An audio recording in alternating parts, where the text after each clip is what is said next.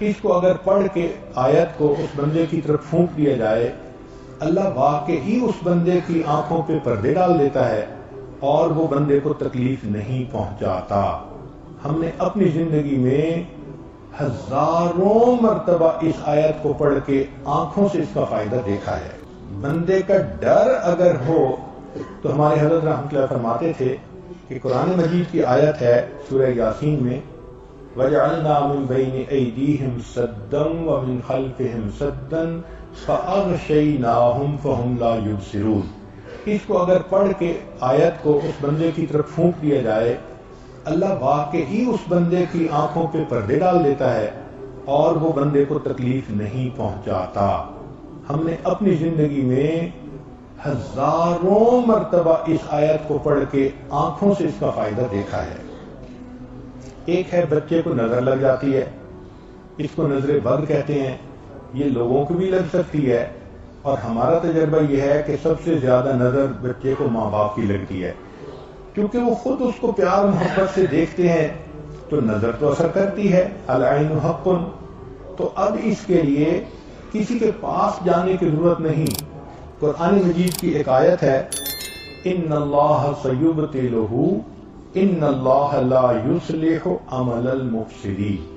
اس آیت کو 3 مرتبہ پڑھ کے ماں خود بچے کو دم کر دے، روزانہ نظر کا اتارا ہو جائے گا اور بچہ دیکھیں بڑا کام ڈاؤن ہو جائے گا۔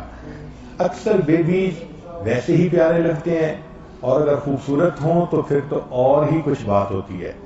تو بچے کو رات سوتے ہوئے یا صبح اٹھ کر اگر یہ آیت پڑھ کے 2 دفعہ 3 دفعہ دم کر دیا جائے تو بچے کے اوپر سے بری نظر کا اثر ختم ہو جاتا ہے۔ ایک ہے کہ پڑھنے والے بچے اسکول میں اچھا پرفارم کریں، اچھے نمبر لیں، گریڈ اچھے لیں، ان کو جو چیزیں یاد کریں وہ یاد ہو جائیں۔ اس کے لیے قرآن مجید میں الم نشرح لک صدرک ایک سورت ہے، وہ بچے کو یاد کروا دیں اگر بچہ اس عمر کا ہے، اور وہ بچہ پڑھنے سے پہلے، اسٹڈی کرنے سے پہلے، چاہے کلاس میں ہو، چاہے ٹیوشن میں ہو، چاہے ہوم ورک کر رہا ہو، الم نشرح لک صدرک سورت کو پڑھ کے اپنے سینے پہ ایک دفعہ پھونک دے۔ ہم نے دیکھا ہے کہ بچے کی یادداشت میں بہت امیزنگ فرق آ جاتا ہے۔ ہم یہ عمل عام طور پر ان بچیوں کو بتاتے ہیں جو حافظ بن رہے ہوتے ہیں، ان کو میمورائزیشن میں پرابلم ہوتی ہے، تو الحمدللہ سینکڑوں حفاظ پر تجربہ کیا ہم نے، اس آیت کو پڑھنے کا ہمیشہ فائدہ ہوتا ہے۔ اکثر لوگ پریشان ہوتے ہیں بزنس کی وجہ سے، خرچے کی تنگی کی وجہ سے، قرض کی وجہ سے، تو مائیں اس پریشانی میں بچوں پہ توجہ بھی نہیں دے پاتی۔ تو اس کے لیے بھی ایک عمل ساتھ سن لیجئے۔